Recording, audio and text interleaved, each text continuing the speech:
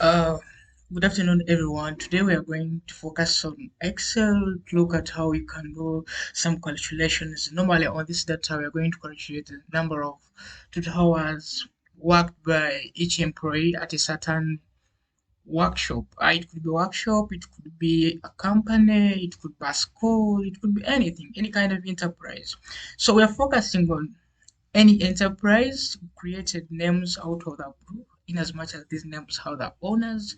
So we assume they are working on a certain company, and every time they come into work, they have to sign in a certain book, in a certain system. At the end of the day, we need to tabulate the number of total hours worked by a certain individual, and at the end of it all, when we have the hours they all worked for, we can tabulate the number of hours all these workers worked for in a certain week, in a certain month. So, without wasting much of our time, let's try to make our hands dirty. But before we can go into the normal calculations, I want us to first get to analyze the kind of data we have in our table. In the first place, we have the arrival time. The arrival time, we all know it. The time you arrive at a certain place and maybe sign in, that's the time you get to a certain destination, a certain place. It may be a place of work, it might be home, it might be a place where you go and do your luxury, it might be a laundry shop. By the time you get to that premises, that's what we call the arrival time. Then you may have a lot of tasks to do while you're at that place. It may take some kind of time, but you find out that some workers, maybe accountants, teachers, industrial workers, they have their departure normal time as enterprise workers. It's normally 5. It does not go to 5. However much some companies depart at 4:30 in our country setting. So that means that by the time it is 5, I need to leave the company. By the time it's 5, I need to leave the school and go back home and do my housework. The 5, I leave the company. The 5, I leave the school. The 4:30 p.m., I leave my office. That's my departure time.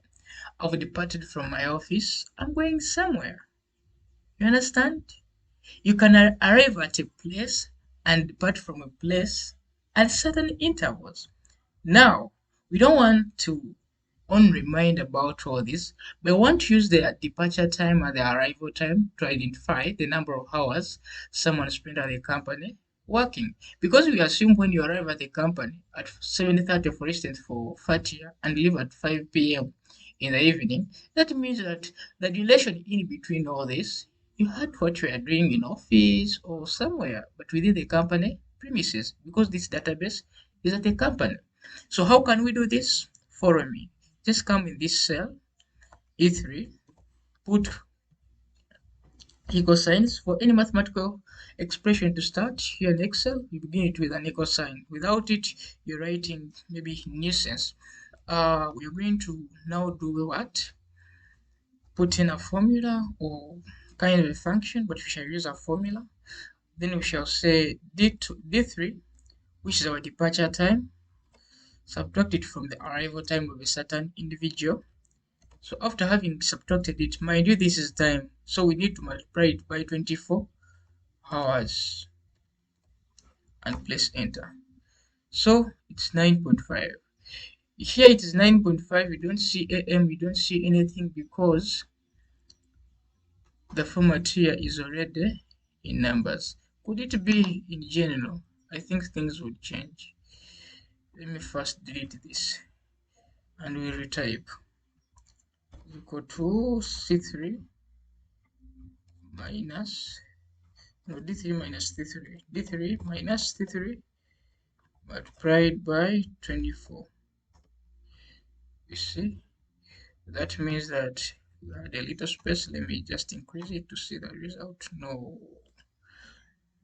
Okay, let me put brackets maybe. Put brackets.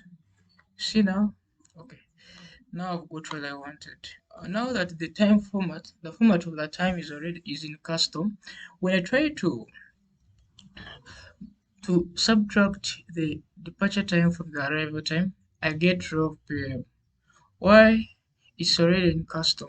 But I don't want it to be in custom. I want it to be I want it to have hours. I want it to be a number because I'm calculating the number of hours, but I'm not calculating the time in between all this. You understand? So what I will do in this case is to come here and change the format and put it to number. So after having put it to number, I'll get 9.500. But I still want to round off the 9.500 to at least one decimal place. So I come here and use this, decrease the decimal places. So now here I'm good to go. So I drop down or I autofill. So almost all the hours every individual worked for, they are here.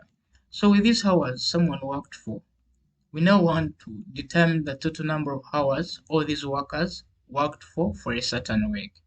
So I come and place my cursor here within cell F14. Where do I get the F14? Here is the column number F. Columns do not have numbers, but they have alphabets named from A up to Z. So to get a cell reference, you get a column by the row. So the cell reference of this cell I'm in right now is F14. You can as well even tell it here in the name box. So now I want to get the total number of hours all these workers worked for in a specific week. I put my operon, type in the word sum. I'm calling in a function sum because it's already inbuilt within the system. What do I want to add? I want to add values stretching from cell reference E3 down to E12. You can as well type it here, put full colons, then close the bracket. So you'll find out that all these workers worked for 88.7 hours for a week. So that's all I had for you guys. Thank you for the subscriptions. Thank you for the viewing and watching.